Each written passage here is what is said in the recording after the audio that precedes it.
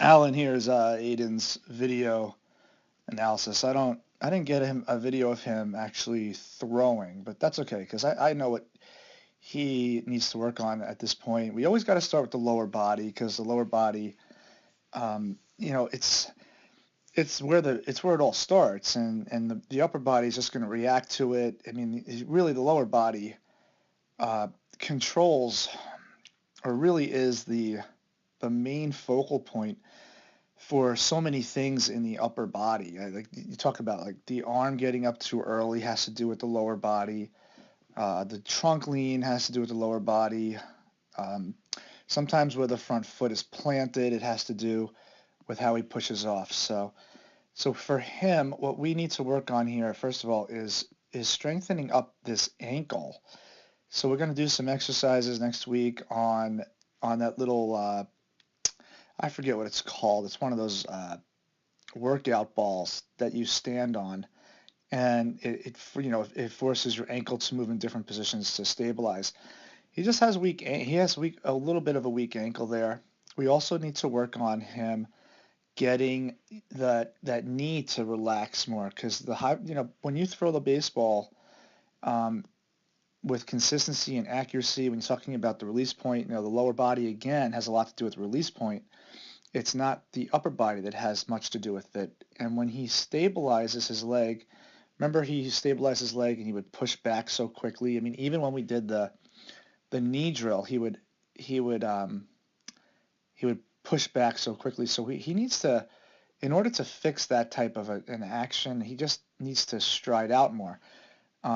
When the foot lands closed off, even though that's actually really good what he's doing right now because we worked on it and he's not even throwing this. So um, with the problem sometimes with the front foot being closed off is sometimes that's just a muscle thing where he's just used to doing that. That motor skill has just been so built into his brain that that's just kind of what he feels. And sometimes it's just the lack of back leg power and um, and a lack of hip drive. Like when you don't get enough leg power from the back, which a lot of young kids don't at his age because they just don't have that kind of functional strength and power yet. Um, when you don't get that powerful leg drive, then you don't get the front hip to get down the mound, get down further than you would typically think for a young kid.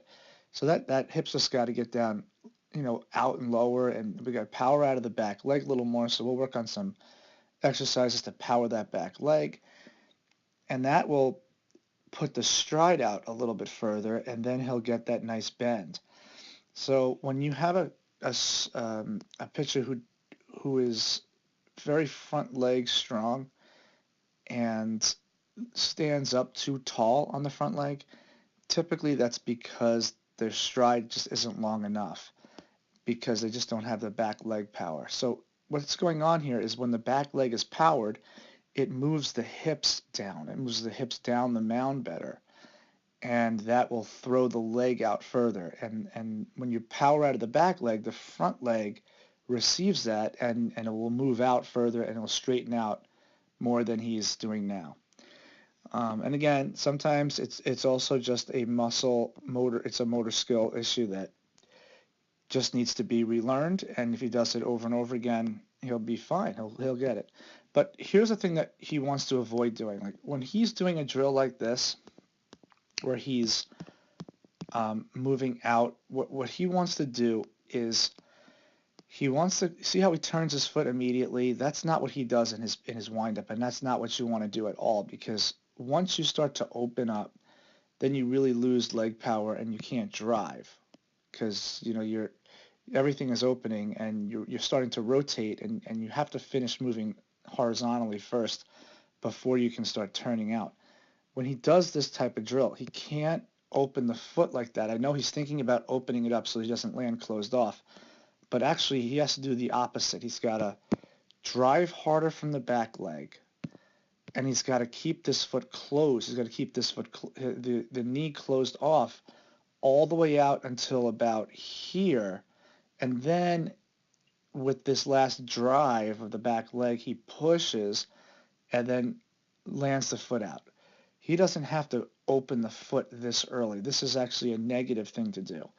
So I know what he's thinking, but in order to actually open up the foot correctly, you have to stay closed, and you stay closed all the way out to landing. So his toe should still be facing in this direction towards us, where we can see him, and his toe is pointing out that way. Keep it closed off, and then then it'll quickly open and land with the combination of driving off here and then just opening at the last second. So everything's got to happen late. Normally when young kids are taught, they're taught to push off the rubber as hard as they can, but what we know from science is that, the high velocity pitchers they're exploding, and they're increasing speed later in the delivery, like right about here is where that last drive comes. And I actually see a good drive here. He does push off well. He's got good muscle reaction in the leg. It's a nice extension there of the knee. So he just has to do that more and explode off this foot, and then his front leg the hips will deposit his front leg where it needs to be from the power of the back, and then the foot will open up. Okay? So what he's doing now is a little counterproductive because he's opening the front foot so soon. So when he's doing this, have him do a couple where he doesn't even have to open the foot. He just lands out here with the toe pointed this way. And then when he's ready to really do it, he'll feel his foot staying closed off as he goes out. And until the last second, he'll drive up hard, and then he'll open up the front foot.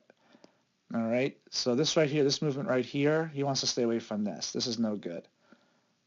I know that he's thinking about opening the foot, but he's got to keep that closed and just drive off like he normally would, and then not to open it until he really gets about out here, and then boom, he drives off, the foot will open, and he pushes one last time. Okay? Anyhow, we also worked on his arm action, just trying to shorten it up so that when he does time the leg with the arm, he'll learn how to get some hip and shoulder separation, which I wanted to start learning now at a young age so that he can really advance as he gets older, okay? And that's just going to come from, the hip moving forward from the back leg, pushing off, and the arm getting up at the right time, but it's got to be flexed. So we'll discuss that in more detail next time. All right, well, he's doing great, and we'll see him next time.